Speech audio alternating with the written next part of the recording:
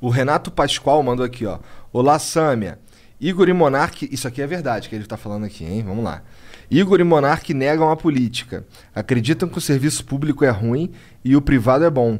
Precisamos falar do papel do Estado na sociedade e trazer exemplos de instituições públicas que prestam serviços essenciais e infinitamente melhores do que o poder privado. Bom, a minha questão com o público e com o privado é a seguinte.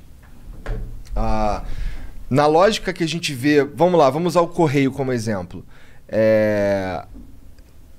O Correio não é um bom exemplo, deixa eu ver. Mas tu não manda um servidor público embora porque ele tá fazendo um trabalho médio?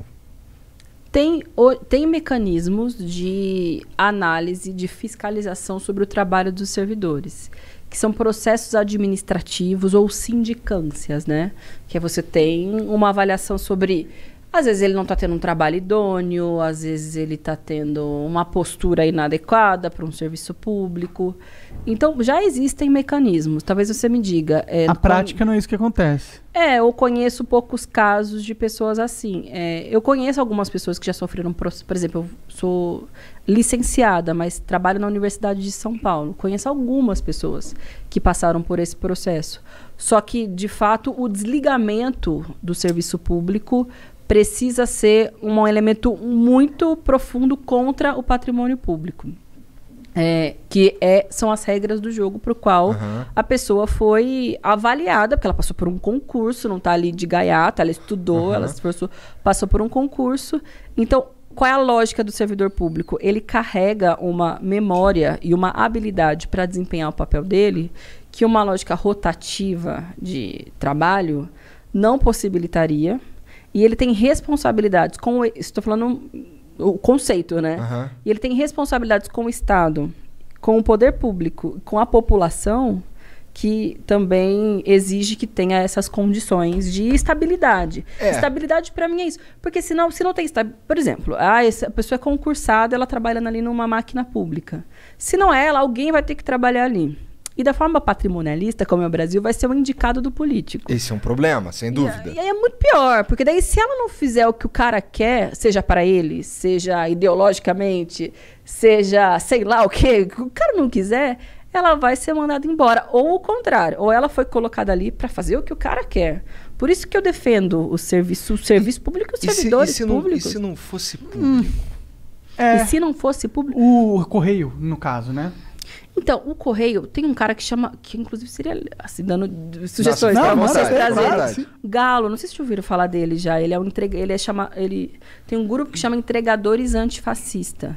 Que ele é entregador, como muitos jovens são, de iFood, etc.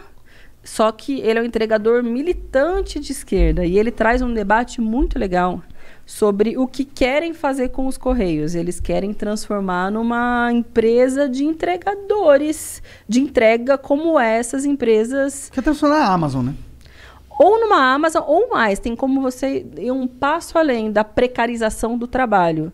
Que são essas empresas de aplicativo como Log. Você acha que isso é precarização do trabalho, Sâmia? Cara, eu Sério acho. mesmo? Ixi, nós vamos longe agora, hein, Sâmia? Agora a gente... Podemos ir. Ô, tu já votou aí no bagulho? Votei, obrigada, gente, tá tudo certo. Acho que era... Porque os caras trabalham muitas horas. Todo mundo trabalha, mano. É a vida real, não, velho. Trabalhar muito não tem problema. To the jungle, tá ligado? Trabalhar muitas horas é ok.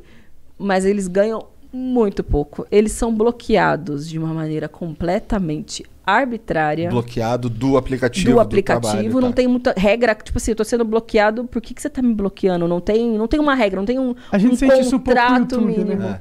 É tipo isso, exatamente. As regras do jogo.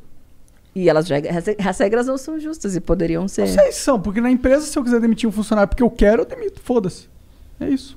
E a consequência que isso traz para a pessoa, para sua empresa, não é um elemento que não é levado em consideração. Sobre essa lógica. Não, às vezes, assim, sobre essa lógica, assim, se é qualquer pessoa assim, eu vou querer demitir alguém só se eu tô sentindo que ele vai prejudicar a minha empresa e que ele não faz mais sentido, aí eu vou querer demitir essa pessoa. Ok, mas faz parte de construir uma empresa, ser dono da empresa, você ter o direito de você demitir quem você quiser, porque você não tem como você ser dono de uma empresa e ter ficado justificando todas as suas ações para os seus funcionários, né? Assim que a empresa funciona, funcionaria. São critérios mais arbitrários que podem ser, inclusive, critérios pessoais. Vou demitir porque eu não vou com a cara da pessoa. Aí eu tenho... Porque eu acho que precisa ter um tipo de regulamentação do mercado de trabalho. Não pode. Se você fizer isso, você mata a empresa. Como que o cara não vai... Tipo, eu quero demitir o cara. Aí o cara fala, você não tá me demitindo porque eu tenho 2 dentes só na cara. Aí fala, não, mas nem é isso, cara. Por racismo, por exemplo. Aí o cara, não pode me demitir. Porque é mulher, porque teve filho, porque as pessoas demitem por isso. Então, e não é justo que elas sejam demitidas por isso. Absolutamente. Porque ele ser negro e tal. Agora, se a mulher, ela teve filho e ela não dá mais pra ela trabalhar lá e o cara quer pagar a saída dele do jeito que ela tem que... É direito dele. É que daí eu vejo... diferente. Eu vejo o emprego como um direito do cidadão. Mas não com aquele cara. É um emprego universalmente, mas não aquele emprego. Aquele emprego não é direito. Tipo, aquele emprego só existe por causa de muitas coisas. Porque o patrão dele acha que ele é necessário, porque a empresa tem uma função social, né? Tem um serviço ali. Ele não tá ali, não é direito dele aquele emprego. Aquele emprego não foi uma parada que, tipo, Deus deu pra ele, ele tem que ter, ele tem que estar seguro ali. Eu não acho justo pro empresário essa dinâmica. Eu acho que é uma dinâmica que não olha em consideração a dinâmica de uma empresa de verdade, como ela tem que funcionar, sabe? Claro, porque isso aí olha a lógica do empresário, o que for conveniente para ele, para os lucros dele, porque ele acredita para a vida dele. E para a funcionalidade da empresa. E para a funcionalidade da empresa ou para os gostos pessoais, individuais do cara. Às vezes é isso, ele não foi com a cara do empregado. Não é possível. Ele não gosta de pessoas gordas, pessoas feias, pessoas negras, não gosta de mulher. Ou pessoas e por isso mentirosas. ele demite... E eu acho que a lógica do trabalho tem que ter alguma regulamentação que não permita esse tipo de... Porque senão as pessoas desajeitadas, os que são chatos, os que são gordos, os que são feios, nunca vão ser empregados. Se for levar ao limite essa tua lógica. Só se você achar que todos os patrões são retardados. Olha... Não é um julgamento moral, como a gente estava dizendo, são elementos políticos que voltam ao lucro, à individualidade. Se todos os patrões... Se um patrão usa essa lógica de, não gostei dessa pessoa porque ela é caolha, ou porque ela é gordinha, só foda-se. E aí ele começa a tomar todas as decisões nesses gostinhos pessoais dele de, puta, esse cara aqui dobrou minha meta, mas ele é meio gordinho, foda-se, eu vou demitir, não gosto de gordinho. Tipo, sabe o que vai acontecer? A empresa dele vai falir, é uma lógica muito burra. É que eu acho que é o mercado vai regular isso. Eu acho que essas pessoas são menos contratadas. Eu acho não, os dados indicam, na verdade, que essas pessoas são menos contratadas. Por exemplo, mulheres, elas perderam muito mais o emprego na pandemia do que os homens perderam. Vão dizer que é pela condição delas serem mulheres. O que isso tem a ver? Elas estão mais sobrecarregadas dentro de casa, então a produtividade delas no mercado de trabalho caiu. Estão mais sobrecarregadas porque não tem escola, porque às vezes tem um marido mala, ela tem que ficar também cuidando do marido mala. Elas estão mais sobrecarregadas, estão mais estressadas, estão trabalhando mais. Então, não produz tanto, o patrão fala, é essa que vai rodar. Não é o cara que vai rodar. Ela que vai, se eu puder escolher, ela é boa, ela é ótima, ela sempre foi ótima. Mas as condições da pandemia estão fazendo ela não conseguir produzir como ela sempre produziu. Então, ela vai rodar. Outro aspecto que vai fazer a mulher rodar, é porque ela tem filho pequeno. E aí, é grupo de risco. Eu sou grupo de risco. Mulher gestante é grupo de risco, mulher lactante, criança pequena é grupo de risco. Ela fala, e ela tem um emprego que ela se expõe necessariamente, atendente, alguma coisa que ela está em contato com pessoas. Enfim, então, às vezes, ela opta por não trabalhar. Ou, se o patrão puder ter que fazer uma escolha, vai escolher que essa pessoa vá, porque ela tem filho, e ela tem que sair para cuidar do filho, para levar o filho no médico, para buscar o filho, porque filho liga, dá trabalho.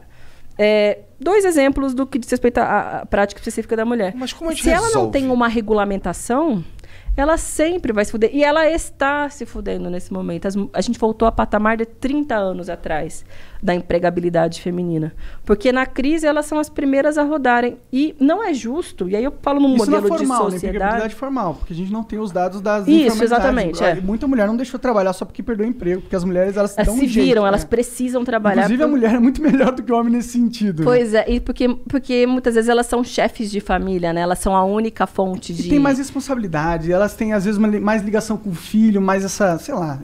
Eu tenho essa percepção. Porque isso também concordo, mas isso também acho que é social, né? Ou seja, a responsabilidade é da mulher, a ligação que ela tem com o filho, a responsabilidade o cuidado com a casa. É realmente uma construção social, porque a gente vê que, por exemplo, na minha casa, a minha esposa, ela tem muito mais contato com as minhas filhas e cuida muito mais da educação delas do que eu. Uhum. E eu confesso que eu podia ser mais presente se eu quisesse. Agora eu me fudi. Mas aí... Mas ela deve estar... Eu acho que naturalmente ela tá ali embaixo. Concordando, é isso mesmo. Ela tá ali embaixo. Salve, amor. Beijo. Mas assim, eu acho que a natureza também faz com que a mulher seja mais ligada aos filhos. Eu sei que isso tem a ver com... Quer dizer, esse lance delas serem mais demitidas ou conseguirem menos empregos, o que eu quero dizer é que tem a ver com uma condição natural. Não tô dizendo que tá certo. Não tô dizendo que é justo nem nada disso.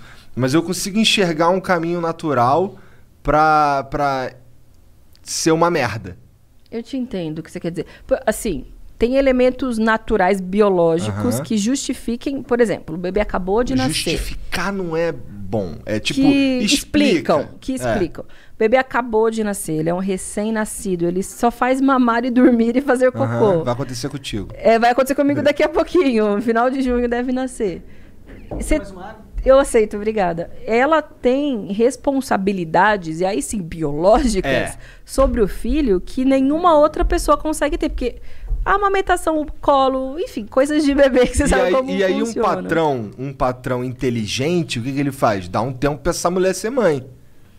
Mas, sim, sobre uma lógica de um patrão inteligente. Era o que acontecia na cultura inglesa, onde eu trabalhei, por exemplo. Uma professora, ela era mãe, ela ficava... Eu não lembro exatamente quanto era o tempo que ela, por lei, podia ficar. A cultura inglesa ainda dava mais uns meses em cima. Entendeu? Então era CLT, imagino que você trabalhava. Era CLT.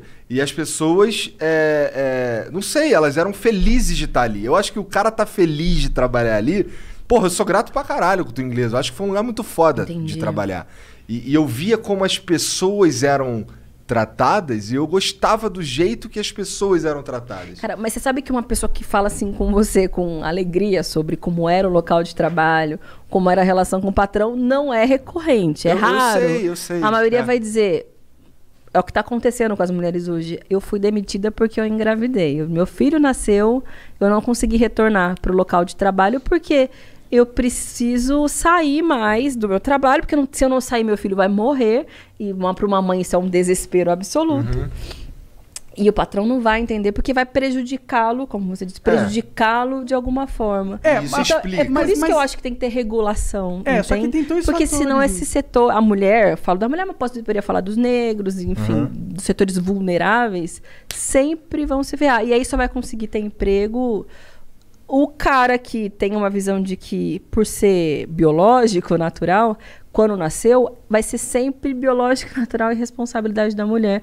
Porque você fala, eu poderia fazer mais. Faço algumas coisas, mas poderia fazer mais. Tem homem que não faz nada, assim, que é tudo a mulher responsável por limpar, cozinhar, cuidar do filho. Às vezes até mesmo trazer comida para casa, né? Trazer dinheiro. Tem pais que só vão embora, vai comprar um cigarro e nunca mais volta. Tem que nunca registra. A realidade é brutal mesmo para a mulherada. Então ela vai ser mais vulnerável. É um caminho. Mas aí como é que a gente obriga? Mas sabe um ponto, ó? A cultura inglesa é uma puta empresa gigantesca.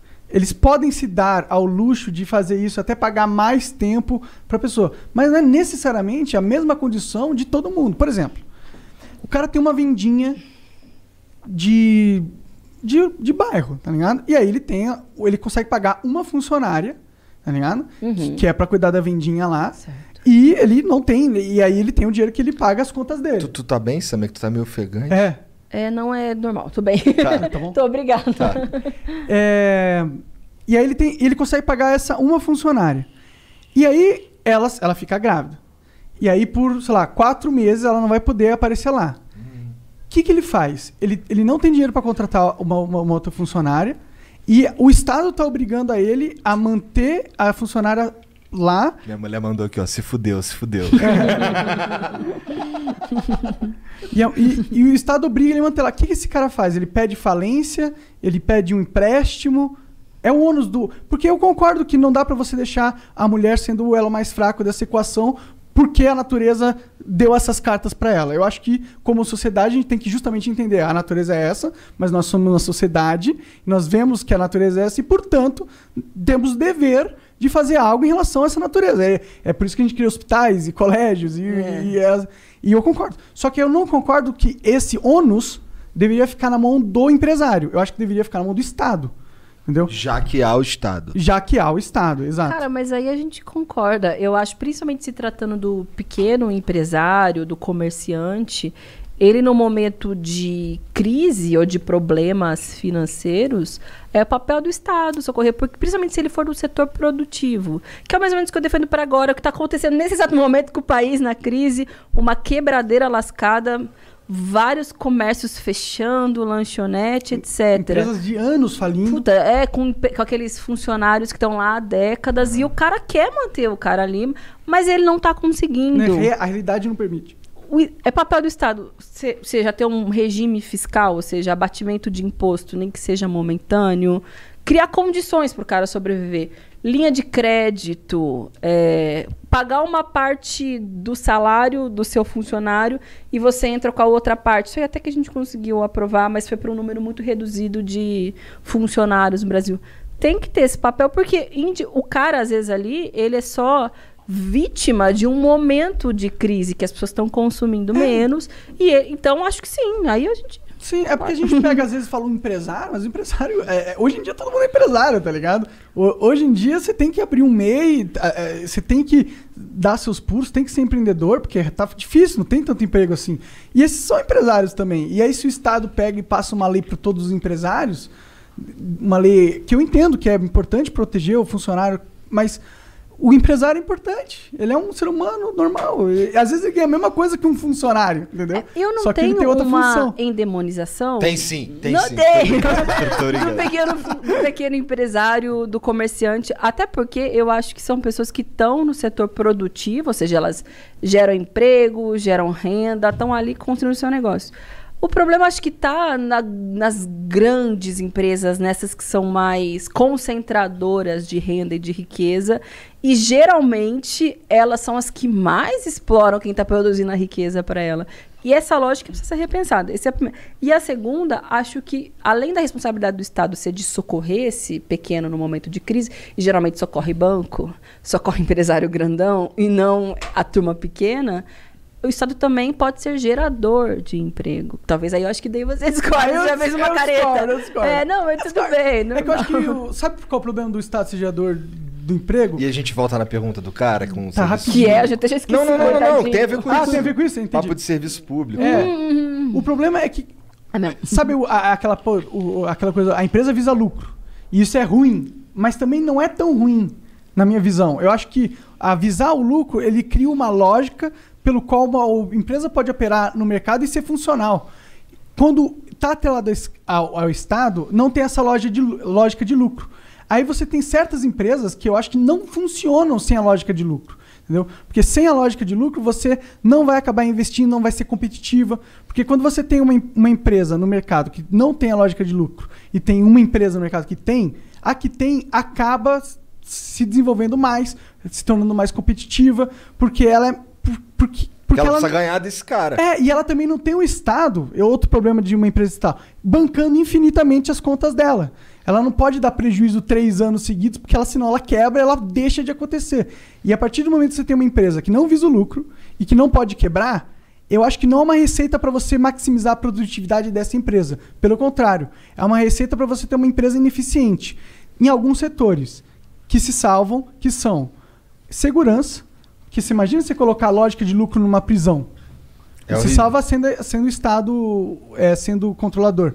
Porque imagine você colocar uma lógica de lucro na prisão. Você vai querer prender mais pessoas, que quando mais pessoas você tem preso, mais dinheiro você ganha. Mas isso dá para fazer também. Em alguns lugares já se faz. Nos Estados Unidos é feito isso. E querem fazer isso com o Brasil. Isso também. Eu acho um absurdo. Esse é o outro extremo da parada. Que eu acho que o Estado tem que ter. Porque é bom ele não ter uma lógica de lucro quando o objetivo é prender pessoas, a função do sistema da empresa, no caso, né? Porque a prisão não é uma empresa, mas poderia ser. Pode cair nessa lógica. Exato. Por isso que eu não acho que o modelo de empresa funciona na prisão. Educação também não acho que funciona, porque você tem que dar educação para todo mundo.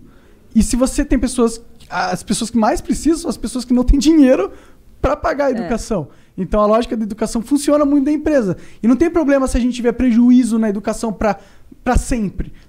Se tá todo mundo bem educado, isso não é realmente um prejuízo. Saúde. Se for pelo agora o que está acontecendo na pandemia, se a saúde se mover pelo lucro e se move, né? Sim, infelizmente. Porque eu gosto do SUS, só não gosto do jeito como ele acontece. Porque tem... eu acho que o jeito que o dinheiro circula acaba facilitando desvio, filha da putagem, golpe no respirador. Mas isso é um problema de todos os sistemas. Sim, não é só do SUS, então, é de todo mundo. É o que eu tô. É que assim, não é que eu não goste que exista um sistema de saúde pública. Inclusive, o SUS no papel é lindão, porra. Não, acho que tem que existir. Você não pode existir uma pessoa que tem uma enfermidade, que tem uma necessidade de saúde, e numa sociedade rica como a nossa, ele não pode se tratar. Não só porque isso é desumano. É desumano. É desumano, porque a desespero de você não poder se tratar sabendo que existe uma solução, tipo, mano, tem uma solução. E não é tão cruel, né? É muito cruel. E também para uma lógica mais lógica, mais capitalista da parada, talvez. Você tá... Eu quero que aquele cara volte ao normal para produzir. Para produzir mais. Eu tenho um cara que tem algo que é fácil de resolver, só que ele não tem dinheiro, mas que eu tenho certeza que essa pessoa é muito mais produtiva viva do que morrendo porque não tinha dinheiro aqui nesse momento, entendeu? Mas eu acho que essa é a irracionalidade do capitalismo nu e cru que existe na realidade. Vocês falaram do SUS, né? Nos Estados... Viralizou esses tempos, acho que foi há umas 2 semanas... um extrato que um cara que se tratou de Covid nos Estados Unidos precisa pagar, sei lá, 500 pau. Ele nunca vai conseguir pagar aquilo.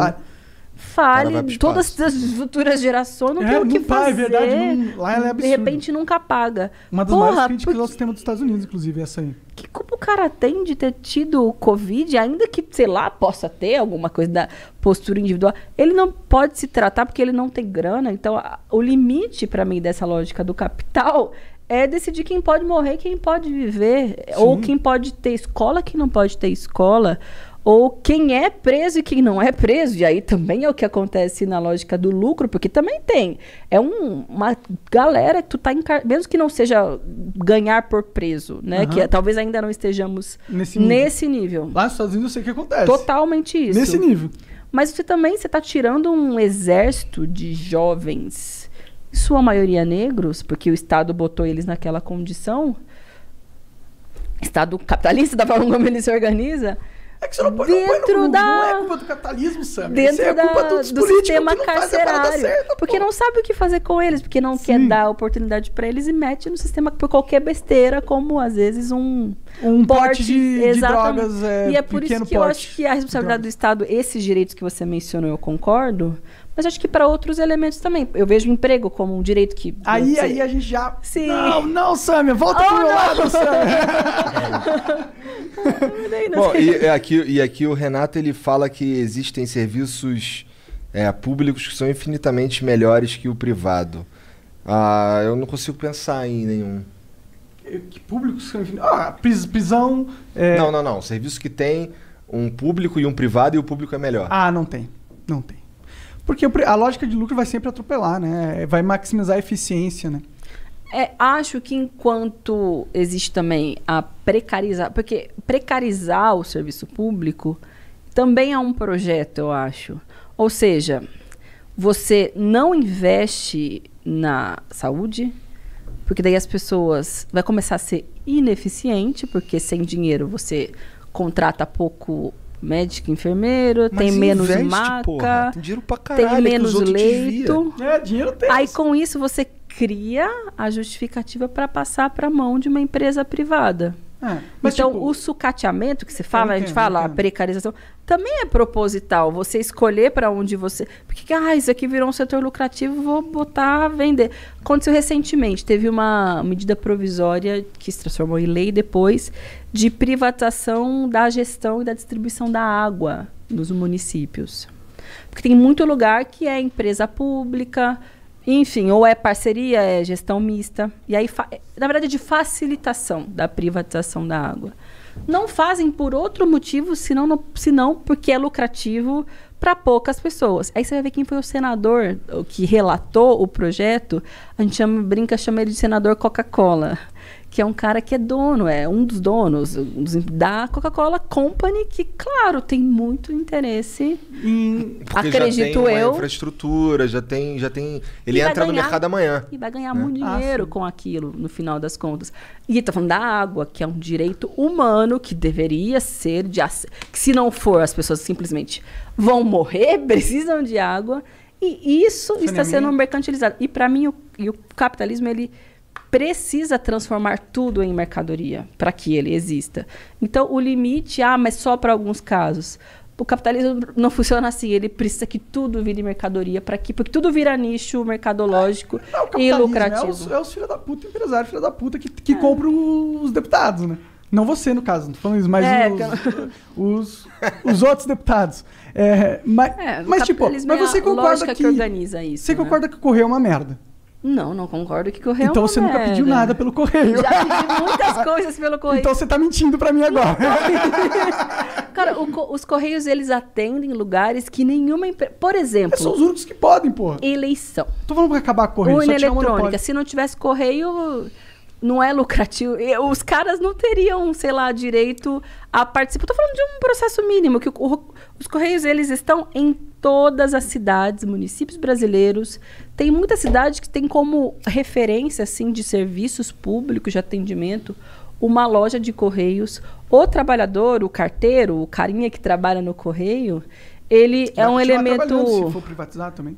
Não necessariamente. Essa galera pode ser mandada embora com regime de demissão voluntária. E aí, o cara que às vezes até é um elemento de confiança no bairro, de relação com, sei lá, com a comunidade, é mandado embora. Né? Não tem como... Provavelmente com condições muito inferiores de renda, com certeza, jornada de trabalho. É impossível o mercado prover. Cara, não é mamata. Um carteiro não tem mamata. O cara fica debaixo do sol o dia inteiro levando... Servidor público tem mamata, sim. Muito. Imagina, 60% dos servidores públicos... Só o fato de você não poder ser demitido é uma puta mamata. 3 salários mínimos, isso não é mamata.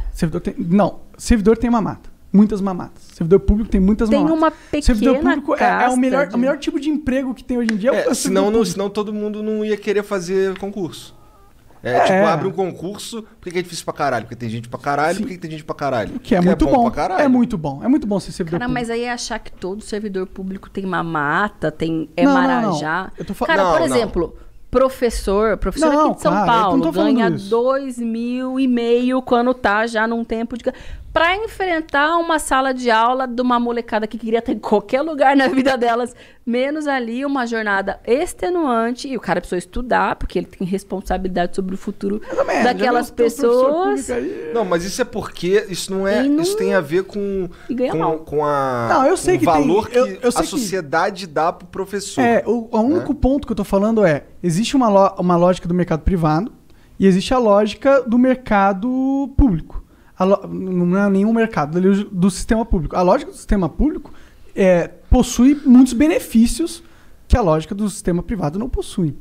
Né? Isso aí é só isso que eu estou dizendo. Eu acho que pode ter, em alguns casos específicos, muita desigualdade. Então, por exemplo, gente da casta do judiciário, que aí tem auxílio disso, tem auxílio daquilo, tem um salário alto. Essas desigualdades podem ser corrigidas, entendeu? Mas quando você fala que o funcionalismo público só tem mamata e que os caras são privilegiados, cara, não é verdade. Só tem, não foi aí, isso que eu quis por dizer. exemplo, você vê, sei lá, os coveiros, que trabalham na rede funerária de São Paulo. Os caras ganham, sei lá, R$1.000, R$1.200, com um trabalho duro, que agora estão trabalhando, infelizmente, ainda muito mais, se expondo à Covid, a tudo. O cara é um funcionário público, o professor é funcionário público, a enfermeira que está ali combatendo a Covid-19, morrendo uma a cada 19 horas no Brasil, é também funcionária pública do hospital público. O cara que está limpando a rua é funcionário público. Então, não é verdade. O funcionário público é um trabalhador que tem jornada de trabalho de 8 horas, que tem um salário baixo, em sua maioria, que sustenta a sua família dignamente e que presta um trabalho para a população. Claro, é muito importante o papel de vários funcionários públicos, caralho. Mas não dá para negar que o sistema público hoje em dia ele tem uma lógica que é irreal, assim, sabe? Ele proporciona benefícios que só não fazem sentido até para o próprio sistema público. Causam distorções no funcionamento, causam ineficiências. E a gente não tá falando não estamos falando do cara que é a base. Estamos falando do cara que tá nessas castas. Mas sabe? Mesmo a base tem um pouco de benefícios que não se vê no mercado privado. Isso para mim é um fato, assim, sabe? E eu entendo que se o carteiro... Foi por isso que a gente chegou nesse ponto aqui. É verdade. E eu entendo que se o carteiro entrar no sistema privado, ele não for mais... Ele vai perder esses benefícios. E eu imagino que eu gostaria também desses benefícios.